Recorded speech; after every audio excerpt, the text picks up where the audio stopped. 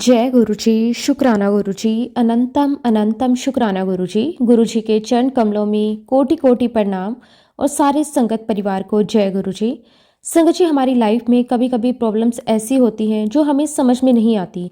हमें लगता है कि हम सब कुछ परफेक्ट कर रहे हैं, सब कुछ परफेक्ट तरीके से हो रहा है, फिर भी एकदम एंड द मोमेंट ऐसा आता है कि जैसे कोई ना कोई प्रॉब्लम हो जाती है, हमारे सब काम खराब हो जाते हैं। कभी हमें फाइनेंशियल प्रॉब्लम हो जाती है, कभी हमारे घर में बहुत सारी बीमारियां एक साथ आ जाती हैं, घर के सभी लोग बीमार पड़ जाते हैं अचानक से।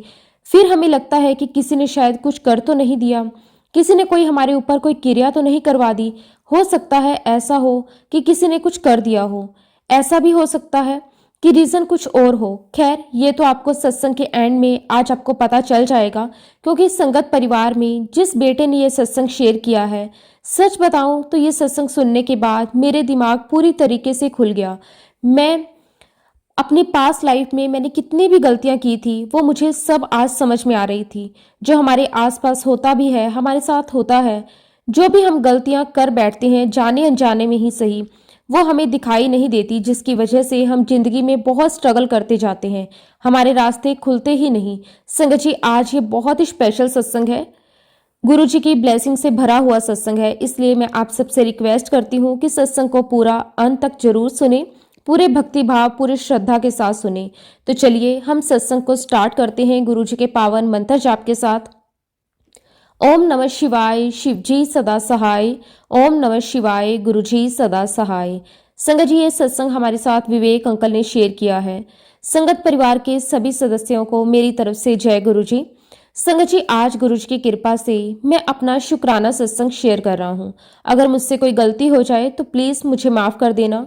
संगत जी, बचपन से लेकर 2015 तक मेरी लाइफ बहुत अच्छी थी, कोई प्रॉब्लम नहीं थी, हर तरह की सुविधा मेरे घर में थी, मेरी एजुकेशन भी बहुत अच्छी हुई, घर का माहौल भी बहुत अच्छा हुआ करता था। भगवान की दया से, गुरु जी की कृपा से हमारे घर में कभी कोई फाइनेंशियल प्रॉब्लम नहीं हुई। कोई भी ऐसा व्यक्ति नहीं था जिसको कोई गंभीर बीमारी हो। मेरा मतलब, गुरुजी ने मेरे पूरे परिवार को अच्छी हेल्थ और अच्छी वेल्थ ब्लेस की हुई थी। हम सब मिलजुल कर रहा करते थे, सब लोग मिलजुल के खाना खाते, किसी को कोई दुख चिंता नहीं थी। जैसे एक परफेक्ट फैमिली होनी चाहिए थी, वैसे ही हमारी एक परफेक्ट फैमिली थी। सब कुछ बहुत अच्छा चल रहा था 2015 तक। उसके बाद समय ऐसा खराब हुआ कि मानो समझ में नहीं आ रहा था कि हमारे साथ हो क्या रहा है। अचानक से स्थितियां बदलने लगी। अचानक से आए दिन कोई ना कोई घर में बीमार पड़ जाता, बिजनेस में लॉसेस होने लगे, प्रॉब्लम्स क्रिएट होने लगी, आपस में झगड़े होने लगे, किसी की किसी के साथ बन नहीं रही थी। ये सब अचानक से 2015 में होने लगा। तभी 2015 में मैंने अपनी एजुकेशन कंप्लीट की थी, मैंने अपना फैमिली बिजनेस ज्वाइन किया था। तब से ही स्थितियां खराब होने लगी। तो कई बार ऐसा लगता था कि जैसे मेरी किस्मत खराब है। जैसे ही मैंने बिजनेस ज्वाइन किया, घर में एक नया स्टेप लिया मैंने अपनी अगली जिंदगी के लिए, तो संगत जी ऐसा लगने लगा कि जब से मैंने हाथ डाला है बिजनेस में, तब से चीजें खराब होने लगी हैं, घर का माहौल खराब होने लगा है। तो मैं अपने आप को गुनहगार समझने लगा था, अपने आप को कोसने लगा था, अपने आप को मैं सोचने लगा था कि मैं इस चीज की वजह, लेकिन ऐसा था नहीं। प्रॉब्लम कुछ और ही थी जो कि समझ में नहीं आ रही थी। लेकिन स्थितियां दिन प्रतिदिन खराब होती जा रही थी। आए दिन घर में कोई ना कोई बीमार पड़ जाता था। फिर मेरे फादर को एक दिन बहुत गंभीर समस्या हुई। वो टेरिस से नीचे उतर रहे थे सीढ़ियों से, और उनका पैर फिसल गया। पैर फिसलने के बाद उनके बैकबोन में बहुत गहरी चोट लगी, जिसकी वजह से करीब 3 महीने तक वो बेड पर थे। फिर उसके बाद 3 महीने के बाद जब उनकी थोड़ी बहुत रिकवरी हुई, थोड़ा बहुत उन्होंने चलना वगैरह स्टार्ट किया, डॉक्टर ने अलाउ किया उनको बाहर निकलने के लिए, एक्सरसाइज करने के लिए। उसके जस्ट 1 महीने के बाद फिर उनको पैरालिसिस भी हो गया। मतलब आए दिन कोई ना कोई प्रॉब्लम हो रही थी। मेरे फादर के प्रति मैं बहुत इमोशनल था। तो जब मैंने उनको इस हालत में देखा तो मैं पूरे तरीके से टूट गया। मैं उनसे बहुत अटैच था, मेरा कहीं मन नहीं लगता था। मैं बिजनेस में भी लॉसेस कर रहा था, घर पे भी 100% नहीं दे पा रहा था, उनकी भी सेवा नहीं कर पा रहा था। ऐसा इसलिए हो रहा था क्योंकि मैं उनको इस हालत में नहीं देख सकता था। तो ये सब स्टार्ट हुआ 2015 में। संगत जी, रीज़न बिल्कुल नहीं समझ में आ रहा था। तो हम लोगों ने बहुत पूजा पाठ करवाए घर में, क्योंकि अचानक से चीज़ें स्टार्ट हो गई थी। हमें लगा कोई ग्रह दोष होगा या कोई कुछ ऐसा होगा कि हमारा कुछ खराब कर रहा है कोई। हमसे कोई गलती हो गई होगी। हमें कुछ भी नहीं समझ में आ रहा था। हमने बहुत सारी घर में पूजा वगैरह करवाई, कुछ फ़ायदा नहीं हुआ। प्रॉब्लम उल्टा बढ़ती ही जा रही थी। मेरे पापा के बीमार होने के बाद घर का माहौल एकदम से चेंज हो गया, क्योंकि घर का जो सबसे मेन व्यक्ति होता है, अगर उसको कुछ हो जाए तो सब लोग परेशान हो जाते हैं। तो संगत जी, भले हमारे जीवन में जितने भी झगड़े हो रहे थे, अनबन चल रही थी, कुछ भी हो रहा था, लेकिन पापा को ऐसे देख के सब लोग बिल्कुल शांत हो गए थे। वो भी बहुत दुखी थे अंदर ही अंदर से, क्योंकि घर में मेरे पापा ने ही सब कुछ संभाले हुए था। वो जो माहौल हुआ करता था, आए दिन हम डांस करते थे, पार्टीज करते थे, सब कुछ जैसे खत्म हो चुका था। घर में ऐसा लगता था जैसे सुनसान पड़ गया हो, कोई किसी से बात नहीं करता था, कोई किसी से मतलब नहीं रखता था, सब लोग अपने रूम में घुसे रहते थे, ऐसा माहौल था। मैं घर में आता था तो पहले ऐसा लगता था कि घर से बाहर जाऊं ही नहीं, कहीं नहीं जाऊं, लेकिन अब घर से दूर भागने का मन करने लगा था। एक दिन मेरी चाची मेरे पास आई। उन्होंने मुझसे कहा कि घर का माहौल बेटा बिल्कुल भी ठीक नहीं लग रहा, सब कुछ चेंज हो गया है, तो हमें घर में पूजा रखवानी चाहिए, कुछ करना चाहिए, क्योंकि मुझे ऐसा लगता है कि शायद हमारे हंसते खेलते परिवार को देख के किसी ने कुछ कर तो नहीं दिया है, किसी ने नज़र तो नहीं लगा दी। उनका ध्यान इन सब चीज़ों की तरफ जा रहा था, जबकि समस्या थी कुछ और। कोई बहुत बड़ी वजह थी जिसकी वजह से ये सब कुछ चलता जा रहा था। खैर, उनके कहने पे तब मुझे भी डाउट हुआ, क्योंकि ऐसी सिचुएशन हो गई थी, कोई भी चीज़ स्टेबल नहीं हो रही थी। हमारा मिठाइयों का बहुत बड़ा काम है संगत जी। तो एक दिन क्या हुआ, हमारे यहाँ पे बहुत बड़ा ऑर्डर आया।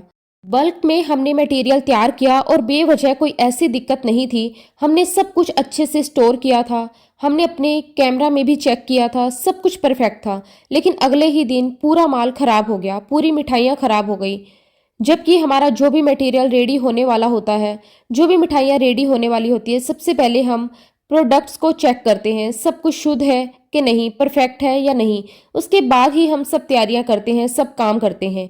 सब कुछ अच्छे से चेक किया हुआ था, सब कुछ स्टोर भी अच्छे से किया हुआ था, सब कुछ मतलब अप टू डेट था। उसके बाद ही हमने सारे जो कारीगर होते हैं बनाने वाले, उनको बोला था सब कुछ बनाने के लिए। जब उन्होंने बना के रेडी किया, 24 घंटे के अंदर मिठाइयाँ खराब हो गई। ऐसा लाइफ में पहले कभी नहीं हुआ था, हमारी शॉप में पहली बार ऐसा हुआ। ये बहुत ही आश्चर्य वाली बात थी, क्योंकि ये नॉर्मल नहीं लग रहा था। तो मेरा दिमाग भी इस तरफ जा रहा था, तो मैंने चाची को बोला ठीक है आप करा लीजिए। तो पता नहीं किसको लेके आए, उन्होंने काफ़ी घंटों तक मंत्र जाप किए थे, घर में हर तरह की पूजा हवन करवा लिए थे, लेकिन सिचुएशन में कोई चेंजेस नहीं आ रहे थे। शायद वह कहते हैं कि टाइमिंग होती है, जब सब कुछ सही चल रहा होता है उसके बाद एक बुरा टाइम स्टार्ट होता है, जिसकी भी एक टाइमिंग होती है। अभी तो वो बुरा टाइम स्टार्ट हुआ था, अभी तो और प्रॉब्लम्स हमारी लाइफ में हमने देखनी बाकी थी। बिजनेस में भारी लॉस होते गए, इमेज डाउन होती चली गई, जिसकी वजह से फाइनेंशियल प्रॉब्लम क्रिएट होने लगी। जो मिठाई बनाने वाले कारीगर सालों से हमारे यहाँ काम कर रहे थे, अचानक से वो भागने लगे थे। हम नए नए कारीगर्स पकड़ के लेकर आ रहे थे, जिसकी वजह से हमारी माल की सप्लाई कम हो गई थी, क्योंकि क्वालिटी में बहुत फ़र्क आ गया था, प्रोडक्ट में चेंजेस आ गए थे, जिसकी वजह से हमारा बिजनेस भी बहुत लॉस में जाने लगा। मैं बहुत ज़्यादा परेशान हो चुका था इन सब सिचुएशन में। मुझे कुछ भी नहीं समझ में आ रहा था। बहुत दिनों से मैं अपने दोस्तों से नहीं मिल पा रहा था, तो उन्होंने भी मुझे कॉल किया, बोला चलो कहीं बाहर घूमने चलते हैं। तो मैंने भी सोचा कि चलो थोड़ा माइंड चेंज हो जाएगा, तो मैं उनके साथ चला गया। बहुत टाइम के बाद मैंने मस्ती की, अच्छी पार्टी की, इंजॉय किया। काफ़ी दिनों के बाद मैं सब कुछ भूल के इंजॉय करना चाहता था। मैंने वहाँ पर बढ़िया डिनर वगैरह किया, उनके साथ थोड़ा ड्रिंक वगैरह भी किया, नॉनवेज वगैरह भी खाया अच्छे से। बहुत दिनों के बाद मैंने बाहर का खाना खाया था। जब मैं घर पर आया तो मैं क्या देखता हूँ, मेरे पापा की तबीयत बहुत ज़्यादा ख़राब हो गई है, और अब स्थिति ऐसी है कि मुझे उनको हॉस्पिटल ले जाना है। लेकिन मेरी कंडीशन नहीं थी उस समय उनको हॉस्पिटल लेकर जाने की, तो मेरे चाचा लोग उनको लेकर गए थे, जिसकी वजह से सुबह मुझे बहुत ही ज़्यादा रिग्रेट हुआ कि बताओ मैं बाहर पार्टी कर रहा था और यहाँ मेरे पापा की तबीयत ख़राब थी। इस सिचुएशन में आने के बाद मेरी आंखें खुली और मुझे लगा कि अब मुझे कोई रास्ता ढूंढना होगा। अब ये सब कुछ परफेक्ट नहीं है, सही नहीं चल रहा। अचानक से चीज़ें क्यों ऐसे हो रही हैं, ऐसी स्थिति घर में क्यों आ गई है, ये सब क्वेश्चंस मेरे दिमाग में चल रहे थे। मेरे घर वाले भी इस बारे में सोच रहे थे, लेकिन मैं अपने फादर से बहुत ही ज़्यादा अटैच था। उनको इस हालत में देख के मैं किसी भी कीमत पर अब कोई रिस्क नहीं लेना चाहता था। मैं समझ गया कि ये अननेचुरल चीज़ें हैं। और मुझे इसका उपाय ढूंढना होगा। फिर संगत जी, जब 3-4 दिन में मेरे पापा की तबीयत ठीक हुई, वह डिस्चार्ज हुए, घर पर आ गए और मैंने मूड बना लिया था कि मैं माँ वैष्णो देवी मंदिर जाऊंगा, वहां पर प्रार्थना करूंगा, शायद उसके बाद घर में सब कुछ ठीक हो जाएगा। क्योंकि कहते हैं तीर्थ यात्रा में जाने के बाद घर के कष्ट क्लेश सब खत्म हो जाते हैं। तो मैंने अपने पापा से परमिशन ली, उन्होंने मुझे परमिशन दी और फिर मैं तीर्थ यात्रा के लिए निकल गया। मैंने प्लान किया था कि पहले मैं माँ वैष्णो देवी जाऊंगा, फिर उसके बाद किसी शिव जी के मंदिर में दर्शन करने जाऊंगा। पहले मेरे मन में चल रहा था कि मैं वाराणसी चले जाऊं या फिर त्र्यंबकेश्वर नाथ चले जाऊं, शिव जी के दर्शन कर दूं, शायद उसके बाद हमारे घर में जो भी ग्रह नक्षत्र खराब हैं वो सही हो जाएं। तो संगत जी, सबसे पहले मैं गया वैष्णो देवी माता के दर्शन करने। दर्शन करके जब मैं वापस आ रहा था तो ट्रेन में मुझे एक भैया की कंपनी मिली। उनसे बात करते करते सफ़र कट रहा था, बहुत अच्छी कंपनी मिली मुझे उनसे, बहुत अच्छा लग रहा था बात करके। तो उन्होंने मुझे पूछा कि अब तुम्हारा नेक्स्ट प्लान क्या है। तो मैंने उन्हें बताया कि मैं शिव जी के दर्शन करने जाऊंगा, या तो मैं वाराणसी जाऊंगा काशी विश्वनाथ मंदिर दर्शन करने के लिए, या फिर मैं त्र्यंबकेश्वर नाथ जाऊंगा। तो उन्होंने कहा कि तुम शिव जी को मानते हो? मैंने बोला हाँ मानता हूँ, मेरा पूरा परिवार शिव जी की आराधना करता है। तो फिर उन्होंने मुझसे कहा कि ये ट्रेन दिल्ली में रुकेगी, अगर तुम शिव जी को मानते हो तो मेरे साथ तुम दिल्ली उतर जाओ। मैं तुम्हें एक ऐसी जगह ले जाऊंगा जहां पर शिव जी खुद विराजमान है, जहां पर जो भी मन्नत मांगो पूरी होती है। मैंने मन ही मन सोचा कि अरे यार, मैं तो यही चाहता था कि मुझे अपने घर की प्रॉब्लम का सलूशन चाहिए। मैं इसीलिए निकला था घर से कि मैं कहीं पर दर्शन करूंगा तो जिसके बाद मेरे घर की प्रॉब्लम खत्म हो जाएगी। मैंने सोचा कि अब मैं निकला ही हूं तो हर्ज ही क्या है ऐसे किसी मंदिर में जाकर दर्शन करने में। मैंने उनकी बात मान ली और फिर हम दोनों दिल्ली उतरे। वो मुझे बड़े मंदिर लेकर गए। पहली बार मैं बड़े मंदिर उनके साथ गया था। वहां पे जाने के बाद एक माइंड को रिलैक्स मिल गया। मतलब जो भी चिंताएं थी 5 मिनट के लिए सब कुछ खत्म हो गई। जैसे ही वहां पर कदम रखा बिल्कुल एक अलग टाइप की फीलिंग आ रही थी, जैसे घर में कुछ हुआ ही ना हो। वहां पे फिर मैंने अरदास करी गुरुजी महाराज जी से। अरदास कैसे करनी है ये भी मुझे उन भैया ने ही बताया था। उन्होंने कहा था कि वहां पे आंखें बंद करके तुम उनसे जो भी प्रार्थना करोगे माथा टेक के वो सुनेंगे, क्योंकि वो उनको पता है, वो टेलीपैथी जानते हैं। गुरुजी वो टेलीपैथी से बातें करते हैं। तो उन्होंने मुझे वही रास्ता दिया था। आंखें बंद करके मुझे वहां पर गुरुजी महाराज जी से प्रार्थना करनी थी। वहां पर मैंने प्रार्थना करी, फिर उनके साथ मैंने वहां पर लंगर प्रसाद खाया, चाय प्रसाद ली। बहुत अमेजिंग फीलिंग थी। पहली बार मैंने गुरुजी के दर्शन किए थे बड़े मंदिर में, लेकिन अभी तक मैं उनके चमत्कारों से अवगत नहीं था। मुझे नहीं पता था कि वहां पे इतनी शक्ति है, वो इतना ब्लेस करते हैं। वहां पे बड़ी बड़ी बीमारियां खत्म हो जाती हैं, जो भी परेशानी होती है लोगों की खत्म हो जाती है, चाहे वह बिजनेस की हो चाहे वो हेल्थ की हो। अभी तक मुझे ये सब कुछ नहीं पता था। अभी सिर्फ उन्होंने मुझे दर्शन करवाए थे। फिर जब हम बड़े मंदिर से बाहर निकले, उन्होंने कहा कि अब तुम दिल्ली रुक ही गए हो तो चलो मैं तुम्हें दिल्ली घुमा देता हूँ। जब मैं दिल्ली में उनके साथ घूम रहा था तो घूमते घूमते वो मुझे गुरुजी के बारे में बता रहे थे। मेरा इंटरेस्ट बढ़ता गया। उन्होंने मुझे बताया कि कैसे गुरुजी के दरबार में आकर लाखों करोड़ों लोगों के कष्ट कटे हैं, कैसे गुरुजी ने उन्हें ब्लेस किया है, कैसे मिर्ची खिला के लोगों के छाले ठीक करते थे। तो बहुत इंटरेस्ट आ रहा था। तो मैंने उनसे कहा कि अगर ऐसा ही है तो क्या जो प्रॉब्लम के बारे में मैंने अरदास की है वह पूरी होगी। तो उन्होंने कहा कि गुरुजी के दरबार से कभी कोई खाली हाथ नहीं गया है। अगर तुमने सच्चे दिल से प्रार्थना की है तो वह जरूर सुनेंगे और जो भी परेशानी है उसका सोल्यूशन तुम्हें जरूर मिलेगा। तो मैं भी एकदम से पूछ बैठा कि कैसे सोल्यूशन मिलेगा। तो उन्होंने कहा कि तुम्हें ऐसे कुछ सिग्नल्स मिलना स्टार्ट हो जाएंगे जिससे तुम्हें समझ में आने लगेगा प्रॉब्लम क्या है और उसके सोल्यूशन क्या है। तुम गुरुजी के सत्संग सुनना यूट्यूब पर, सत्संग पढ़ना वेबसाइट पर, गुरुजी के मंत्र जाप करना। उन्होंने सब कुछ मुझे बताया, ए टू जेड जो भी था वो मैंने करना स्टार्ट कर दिया। उसी रात से मैं वहां से रात को ट्रेन पकड़ के काशी के लिए निकला। रास्ते भर में गुरुजी के मंत्र जाप सुनता रहा। फिर मैं काशी पहुंचा। वहां पर मुझे विश्वनाथ मंदिर में शिव जी के बहुत अच्छे दर्शन हुए। फिर वहीं पर मैंने एक दिन का स्टे लिया। रात को मैं वहां पे सोचा कि अब मैं होटल में हूं तो गुरुजी का एक सत्संग सुन लेता हूं। मैंने यूट्यूब खोला और यूट्यूब पे ऐसे रैंडमली सर्च किया गुरुजी सत्संग, तो काफ़ी सारे सत्संग आ गए मेरे सामने। मैं स्क्रॉल कर रहा था, मुझे समझ में नहीं आया कि मुझे कौन सा सत्संग सुनना चाहिए। फिर मुझे फाइनली एक ऐसे टाइटल वाला सत्संग दिखा जिसमें बीमारियों का जिक्र था, तो मैंने उसको प्ले कर लिया।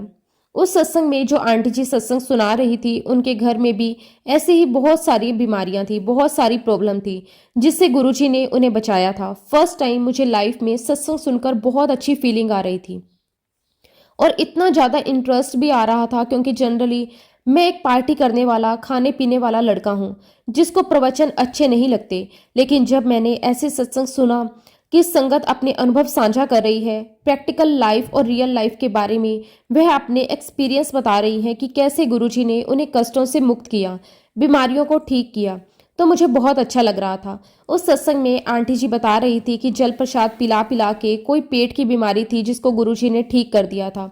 तो मुझे बहुत अच्छा लगा। मुझे लगा कि अब शायद मेरे घर से भी प्रॉब्लम खत्म हो जाएगी, मेरे पापा भी ठीक हो जाएंगे, जो फाइनेंशियल लॉसेस हो रहे हैं वो भी शायद अब रुक जाएंगे।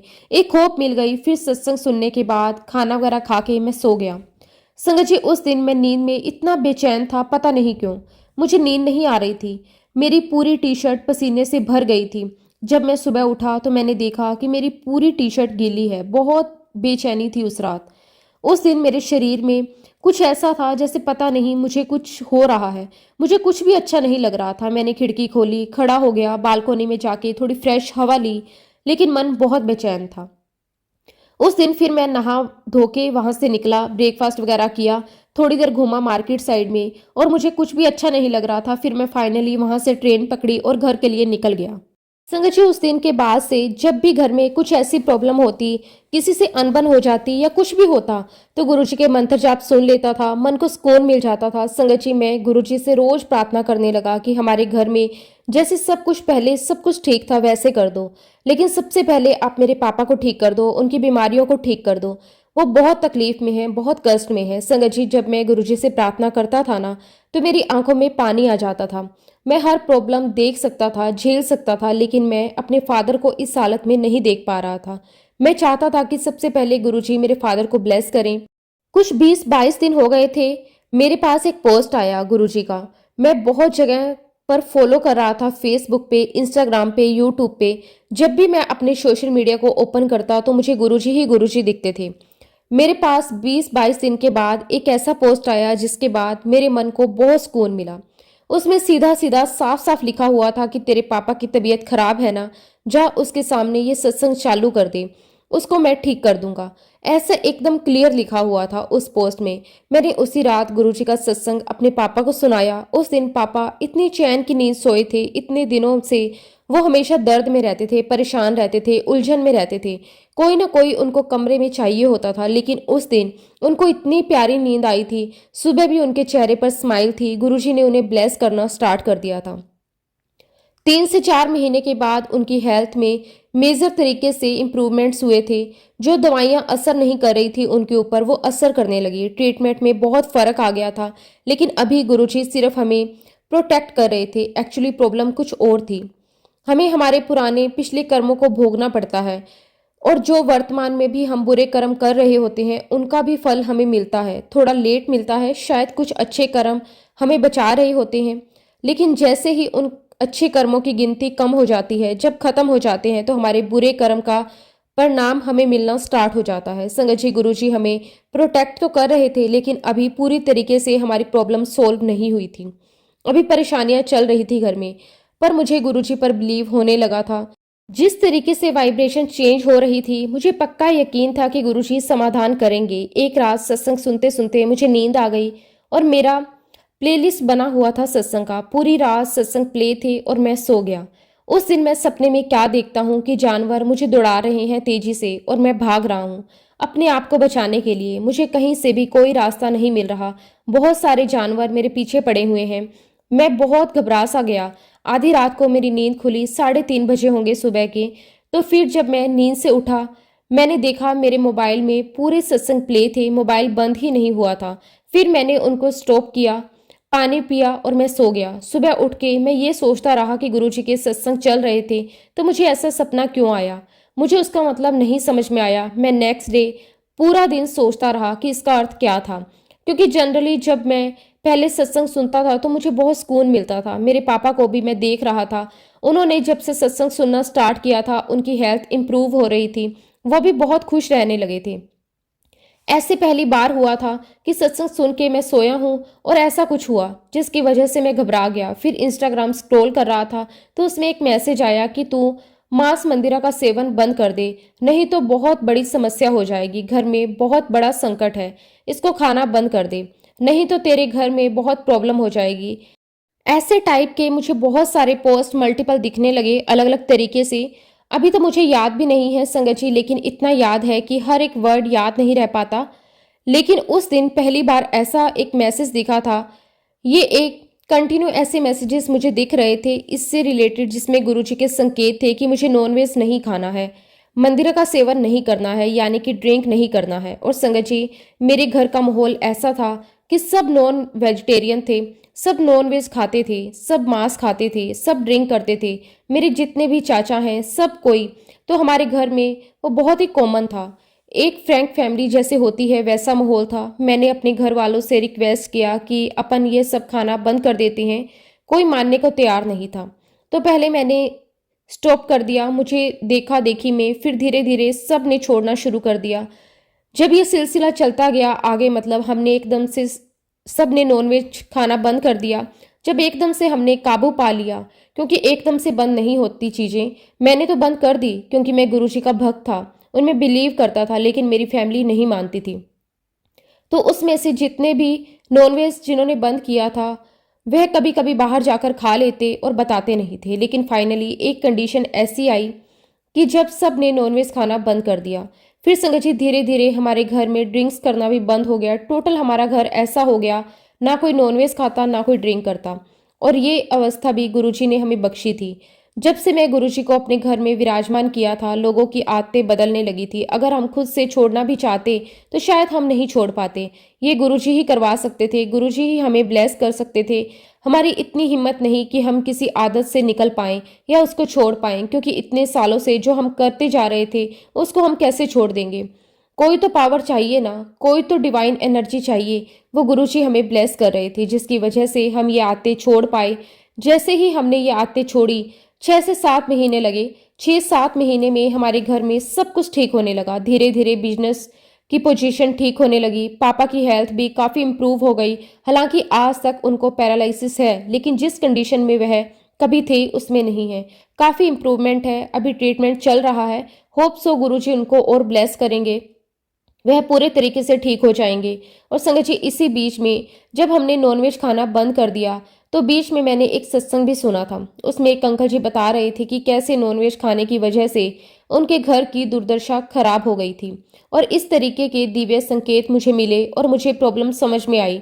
गुरुजी ने रास्ता दिखाया, हमारे बुरे कर्मों को काटा। ये जो गुरुजी से जुड़ने के बाद जो टाइम काटा था हमारा प्रॉब्लम वाला, उसमें गुरुजी हमारे बुरे कर्म काट रहे थे। लेकिन मैंने ये नोटिस किया कि जितनी परेशानी पहले थी उतनी नहीं थी। कहते हैं गुरुजी से जुड़ने के बाद 90% कष्ट वो अपने ऊपर ले लेते हैं। हो सकता है मेरी सिचुएशन और ख़राब हो सकती थी, लेकिन शायद गुरुजी हमारे कष्ट काट रहे थे, सत्संग सुनवा के ब्लेस कर रहे थे हमें, जिसकी वजह से प्रॉब्लम बहुत कम हो गई। और फाइनली उन्होंने हमें सोल्यूशन भी दिया, रास्ता भी दिखाया, हमें ब्लेस किया। फिर मेरे परिवार ने भी विश्वास किया। मैं पूरे परिवार के साथ दिल्ली जाकर बड़े मंदिर दर्शन करके आया। मैं वैसे लखनऊ में रहता हूँ, लेकिन गुरुजी ने हमें इतना कुछ दिया जिसकी मैं कल्पना भी नहीं कर सकता कभी। गुरुजी का अनंतम अनंतम शुक्राना। उन्होंने मेरे पूरे परिवार को बचा लिया, ब्लेस किया, नहीं तो पता नहीं क्या से क्या हो जाता। मैं तो बहुत ही डिप्रेशन में चला गया था। संगत जी, गुरुजी पर विश्वास करने वाले लोगों को कभी हारना नहीं पड़ता। गुरुजी उन्हें कभी हारने ही नहीं देते, उनको कभी लाइफ में कोई प्रॉब्लम नहीं आती। संगत जी, अभी रिसेंट 2 महीने पहले मुझे एक बेबी हुआ। गुरुजी ने मुझे एक बहुत ही अच्छा चाइल्ड ब्लेस किया, जिसके लिए गुरुजी आपका अनंतम अनंतम शुक्राना। उन्होंने तभी मुझे आदेश किया कि बेटा तू सत्संग शेयर कर। मुझे बार बार पोस्ट आ रहे थे सत्संग शेयर कर, सत्संग शेयर कर, लेकिन अपनी बिजी शेड्यूल की वजह से मैं नहीं कर पा रहा था। मैं चाहता था आप सभी के साथ मैं अपने सत्संग को बहुत अच्छे से शेयर करूं, बहुत डिटेल तरीके से, ताकि आप हर एक बात जानो, समझो कैसे क्या प्रॉब्लम लाइफ में एंटर करती है। जब हमें समझ में नहीं आता कि कुछ प्रॉब्लम ऐसी होती है जिसको हम खुद क्रिएट करते हैं, तो मैं चाहता था कि मैं अपना अनुभव आपके साथ बहुत अच्छे से साझा करूं। तो फाइनली अभी 2 दिन पहले गुरुजी का आदेश था और आज मैं आपके साथ अपना सत्संग शेयर कर पा रहा हूं। शुक्राना गुरुजी, आपका अनंतम अनंतम शुक्राना। मुझे बहुत अच्छा लग रहा है गुरुजी की प्यारी संगत के साथ अपना सत्संग शेयर करके। जिन लोगों का सत्संग सुन के मुझे गुरुजी ने ब्लेस किया, आज गुरुजी ने मुझे ये मौका दिया कि शायद ये सत्संग किसी के पास जाए, उसकी हेल्प करे और उसको ब्लेस करे। गुरुजी, इस सत्संग के माध्यम से मुझे बहुत अच्छी फीलिंग आ रही है। बहुत बहुत शुक्राना गुरुजी, अनंतम अनंतम शुक्राना। इसी के साथ संगत जी, मैं अपने शब्दों को गुरुजी के पावन मंत्र जाप के साथ विराम देता हूँ। ओम नमः शिवाय, शिवजी सदा सहाय। ओम नमः शिवाय, गुरुजी सदा सहाय। जय गुरुजी, शुक्राना गुरुजी, अनंतम अनंतम शुक्राना गुरुजी। संगत जी, अगला सत्संग हम कुणाल अंकल का सुनेंगे। बहुत ही सुंदर, बहुत ही प्यारा सत्संग है। जय गुरुजी, शुक्राना गुरुजी। गुरुजी के चरणों में मेरा कोटि कोटि नमस्कार और गुरुजी की प्यारी सभी साथ संगत जी को भी मेरा प्यार भरा नमस्कार। सबसे पहले तो संगत जी, मैं गुरुजी का बहुत बहुत शुक्राना करता हूँ कि उनकी असीम कृपा मेरे जीवन में रही और आज भी गुरुजी महाराज मुझे और मेरे परिवार को बहुत सारी ब्लेसिंग्स दे रहे हैं। मैं गुरुजी महाराज जी का बहुत बहुत शुक्राना करता हूँ कि उन्होंने मुझे आज अपनी बड़ाई करने का मौका दिया, मुझे इस काबिल समझा, मुझे चुना। शुक्राना मेरे मालिक, आपका अनंतम अनंतम शुक्राना। संगत जी, अगर मैं अपनी लाइफ की जर्नी की बात करूं तो मैं गुरुजी को पहले बिल्कुल भी नहीं मानता था, लेकिन गुरुजी महाराज जी ने फिर भी मुझे अपनी शरण में लिया, अपना आशीर्वाद दिया, अपनी कृपा मुझ पर बरसाई। और जब संगत जी मैं गुरुजी महाराज जी से जुड़ा तो पता नहीं क्यों मेरे मन में एक बात आ गई थी, बस मुझे मेरे गुरुजी के स्वरूप के सामने एक दिया जलता हुआ हमेशा मिलना चाहिए।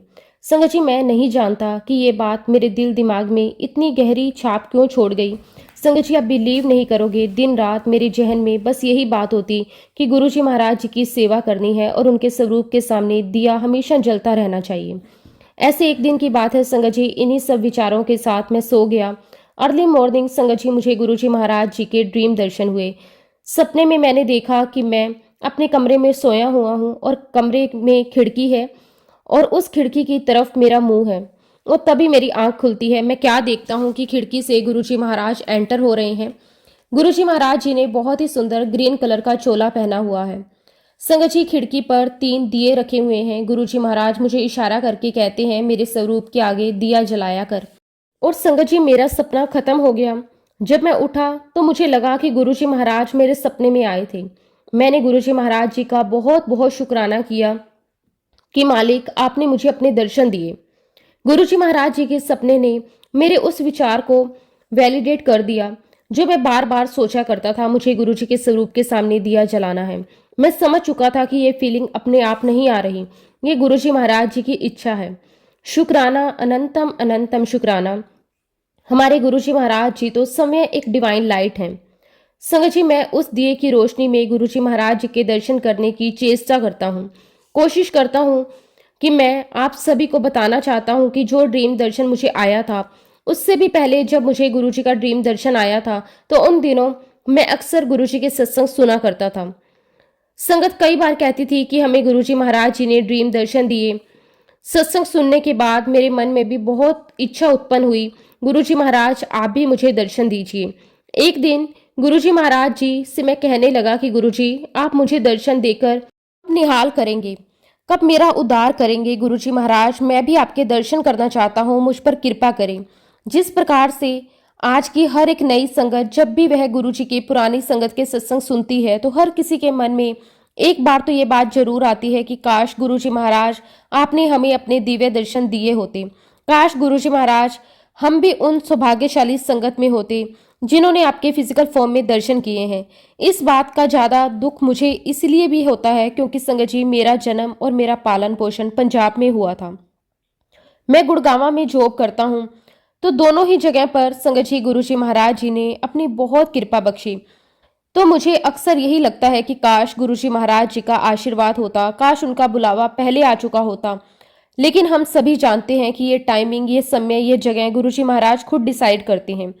खैर, जब मैं गुरुजी महाराज जी से नया नया जुड़ा था तो मेरे मन में ये इच्छा बहुत प्रबल थी कि काश गुरुजी महाराज मुझे आपके ड्रीम दर्शन आ जाए। मैं अक्सर गुरुजी से अरदास लगाया करता था। ऐसे एक दिन की बात है, मैं रात में सो रहा था, गुरुजी महाराज जी का मुझे ड्रीम दर्शन आया। मेरा पहला ड्रीम दर्शन था। मैंने सपने में देखा कि मैं एक बहुत बड़े हॉल में बैठा हूँ और उस हॉल में संगत जी बहुत बड़ा गेट है और उस गेट के बाहर संगत जी मंदिर की घंटी लगी हुई है और तभी संगत जी मैं वहां पर संगतों के नाम सुनता हूँ, जो भी उस हॉल में जा रहे हैं उनका नाम लिया जा रहा था। पहला नाम संगत जी मैं अपने फादर इन लॉ का सुनता हूँ, और मेरे मन में ये चल रहा था कि गुरुजी महाराज मुझे अंदर बुलाएंगे या नहीं, मेरा नाम कब पुकारा जाएगा। मैं दूसरा नाम सुनता हूँ, वह मेरे कजन ब्रदर का होता है, उसका नाम पुकारा जाता है, वह अंदर हॉल में चला जाता है। अब मुझे ऐसा लगने लगा कि शायद मेरा नाम नहीं पुकारा जाएगा। मैं उदास हो गया, मेरा मन बैठा जा रहा था। तभी मेरा नाम लिया गया, और जैसे ही मेरा नाम लिया मैं खुशी के मारे उछल पड़ा। मैं इतना खुश था, इतना एक्साइटेड था कि मैं आपको अपनी इस फीलिंग को एक्सप्रेस नहीं कर सकता। आज भी संगत जी मैं आंख बंद करके जब उस सपने को याद करता हूँ, बहुत खुश हो जाता हूँ। आज भी संगत जी मैं उस सपने की पॉजिटिविटी को फील कर सकता हूँ। मैं बहुत ही ज़्यादा खुश होते हुए अंदर हॉल में एंटर करता हूँ। अंदर हॉल में जाता हूँ तो देखता हूँ कि सामने गुरुजी महाराज गद्दी पर हैं, और उस पर गुरुजी महाराज समय विराजमान हैं। और गुरुजी महाराज जी ने बहुत ही सुंदर लाल कलर का चोला पहना हुआ है। और संगत जी मेरी नज़र सिर्फ और सिर्फ गुरुजी को देख रही थी। मुझे नहीं पता कि उस दरबार में कौन कौन संगत बैठी हुई थी। मेरी नजरें तो सिर्फ गुरुजी को देखे जा रही थी। अब मैं चलते हुए गुरुजी महाराज जी की तरफ बढ़ रहा था। मैं गुरुजी के पास पहुंचा, उनको माथा टेका। गुरुजी महाराज जी ने मुझे इशारे से बैठने के लिए कहा, और मैं गुरुजी के सामने पहली लाइन में जाकर बैठ गया। इस प्रकार मेरा सपना टूट जाता है। ये गुरुजी महाराज जी का मुझे पहला ड्रीम दर्शन था, और मैं गुरुजी महाराज जी का बहुत बहुत शुक्राना करता हूँ। गुरुजी महाराज जी ने मेरी उस इच्छा को पूरा किया, मुझे अपने ड्रीम दर्शन दिए, मुझे बहुत ब्लेस किया। शुक्राना गुरुजी आपका, लख लख वार शुक्राना। इस प्रकार संगत जी हमारे गुरुजी महाराज जी के साथ हमारी यात्रा शुरू हो गई, और हम लोग जर्मनी शिफ्ट हो गए। मैंने इससे पहले कभी भी कोई भी सत्संग अटेंड नहीं किया था। मैं चाहता था कि मैं कोई सत्संग अटेंड करूं, मैं पर्सनल एक्सपीरियंस करना चाहता था। धीरे धीरे गुरुजी महाराज जी के आशीर्वाद से मेरे बहुत सारे संगत के साथ मिलना हुआ। संगत की मदद से मैं उस ग्रुप में ऐड हो गया जो हमेशा रेगुलर सत्संग करते थे। फिर संगत जी मुझे इनविटेशन भी आने लगे। हमने गुरुजी महाराज जी के सत्संग अटेंड करे, बहुत सारे सत्संग वहाँ सुने। फिर मेरे मन में भी फीलिंग आई, मैं भी अपने घर पर गुरुजी महाराज जी का सत्संग रखूं। गुरुजी महाराज जी ने जनवरी 2024 में हमारे घर में सत्संग ब्लेस किया। लेकिन संगत जी उसके 2 हफ्ते पहले मुझे यूएस जाना था किसी काम से, लेकिन मेरी तब बहुत तबीयत खराब हो गई थी। मैं डिसाइड नहीं कर पा रहा था कि मैं जाऊं या ना जाऊं। फिर फाइनली संगत जी मैंने यही डिसाइड किया कि मुझे इस ट्रिप पर जाना चाहिए। ट्रिप बहुत लंबी और हेक्टिक थी। मैं 2 हफ्तों के लिए यूएस गया था, और वहां पर गुरुजी महाराज जी को बहुत बहुत याद कर रहा था। एक्चुअली संगत जी दिन रात हमारे घर में गुरुजी की बातें होती थी। गुरुजी के सामने मैं जो चलाता था, मैं वो सारी चीजें बहुत मिस कर रहा था। होटल के उस कमरे में मुझे गुरुजी महाराज जी की वही फीलिंग बहुत मिस हो रही थी। एक्चुअली संगत जी मैं ट्रिप पर बोस्टन आया हुआ था, और वहाँ एक दिन मेरे मन में विचार आया, क्यों ना मैं यहाँ पर कौन कौन से गुरुजी की संगत है, मैं एक बार उनकी जानकारी निकालता हूँ। अगर गुरुजी का आशीर्वाद हुआ तो मैं यहाँ पर कोई सत्संग भी अटेंड कर लूँगा। मैं सर्च करने लगा। गुरुजी के आशीर्वाद से मुझे रेखा आंटी का नंबर मिला। मैंने आंटी से बात की। मुझे पता चला कि आंटी ने अभी रिसेंटली अपने यहाँ पर एक सत्संग रखा हुआ है, और रेखा आंटी बहुत प्यारी हैं, बहुत अच्छी हैं। उन्होंने मुझे अपने घर पर अपने सत्संग में इनवाइट किया। मैंने सत्संग अटेंड किया, मुझे बहुत अच्छा लगा। मैंने गुरुजी महाराज जी का बहुत बहुत शुक्राना किया कि गुरुजी महाराज जी ने मुझे अपने घर से इतनी दूर अपने सत्संग में आने का मौका दिया, मुझे अपने आप से जोड़ा, अपनी संगत से जोड़ा, अपना आशीर्वाद मुझे दिया। शुक्राना गुरुजी आपका, अनंतम अनंतम शुक्राना। संगत जी उस सत्संग में मेरे साथ एक इंसिडेंस हुआ। सत्संग बहुत प्यारा था, बहुत पॉजिटिविटी फील हुई। मैं गुरुजी के ठीक सामने बैठा था, और मैंने अपनी आंखें बंद कर रखी थी। मैं गुरुजी के ध्यान में चला गया। सत्संग शुरू हुए 15 से 20 मिनट हुए होंगे, तभी मेरी आंखों के सामने एक चीज फ्लैश होती है। मुझे एक विजन आता है। मैं देखता हूँ कि मेरे सामने एक डिसेबल बच्चा देखा, और उस बच्चे को संगत जी मैंने अपने जीवन में कभी नहीं देखा था। मुझे समझ नहीं आ रहा था कि मैं गुरुजी महाराज जी से पूछने भी लगा कि गुरुजी महाराज आप मुझे क्या दिखा रहे हो, क्या ये मेरा बीता हुआ कल है, या ये मेरे आने वाला कल है, या फिर ये कोई और व्यक्ति है जिसे आप मुझे दिखाना चाह रहे हो। लेकिन संगत जी मुझे कुछ भी समझ नहीं आ रहा था कि वो कौन है। खैर उसके बाद मुझे विजन नहीं आया। मैंने पूरा सत्संग अटेंड किया, सत्संग खत्म हो गया। उसके बाद हम सब लोग आरती करने लगे। संगत जी जब मैं आरती करके हटा, बारी बारी में संगत आरती करने आगे आ रही थी। जैसे ही संगत जी मैं पीछे मुड़ा, आगे की तरफ जाने लगा, तभी मेरी नज़र एक बच्ची पर गई जो कि डिसेबल थी। और वह बच्ची अपनी मम्मी के साथ हाथ पकड़कर आगे आ रही थी। मैंने देखा कि वह बच्ची अपनी मम्मी के साथ गुरुजी की आरती कर रही है और ये देखते ही मेरी आंखों से आंसू निकल गए। मैं बहुत रोने लगा। मैंने गुरुजी महाराज जी का शुक्राना किया। मैंने कहा कि गुरुजी महाराज, ये आपकी कैसी लीला है। मैं जिस बच्ची से मिला भी नहीं था, आपने मेरे विजन में उसे दिखा दिया। जब मैंने उस बच्ची को देखा, उस बच्ची की आंखों में गुरुजी के प्रति बहुत प्यार था। वह बार बार गुरुजी के स्वरूप को छूने की कोशिश कर रही थी। शायद संगत जी गुरुजी महाराज मेरे थ्रू सभी संगत को बताना चाह रहे थे।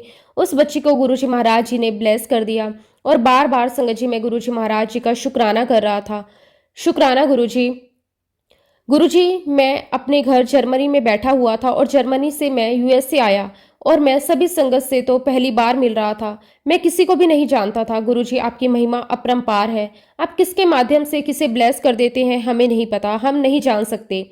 इस इंसिडेंट से ये बात तो कह सकता था कि हमारी लाइफ में कुछ भी कोइंसिडेंस नहीं होता। ये सब कुछ गुरुजी महाराज जी के द्वारा सब कुछ डिसाइडेड है।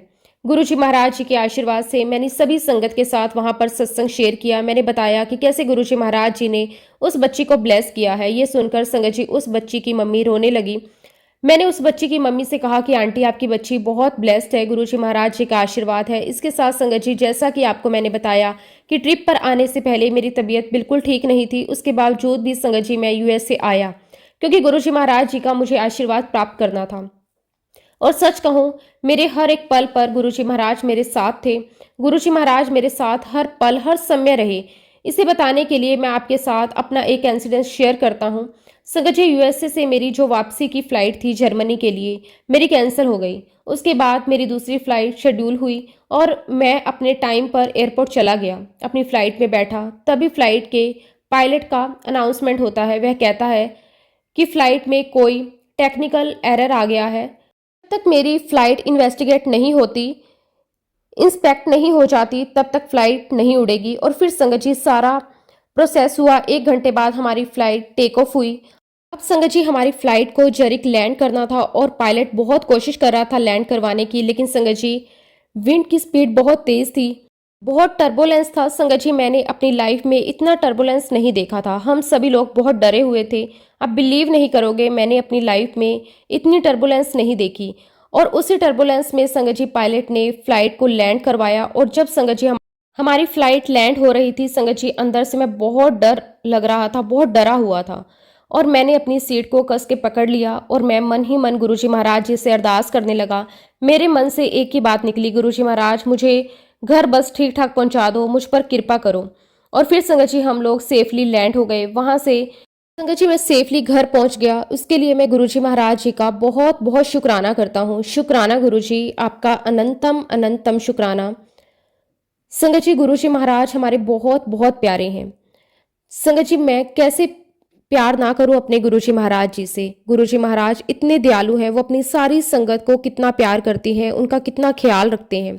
वो कभी भी अपने बच्चों पर आंच तक नहीं आने देते, हर पल हमारी रक्षा कर रहे होते हैं, हमारी हर एक बात सुनते हैं, हमारी हर एक अरदास सुनते हैं। शुक्राना गुरुजी, आपका अनंतम अनंतम शुक्राना। गुरुजी महाराज जी ने मुझे बहुत सारे दर्शन दिए। मुझे नहीं पता संगत जी मेरे जीवन में मेरे परिवार पर कौन सा कष्ट आने वाला था, जो गुरुजी महाराज जी ने बैक टू बैक अपने दर्शन देके मेरे उन कष्टों को भी काटा है। शुक्राना, अनंतम अनंतम शुक्राना।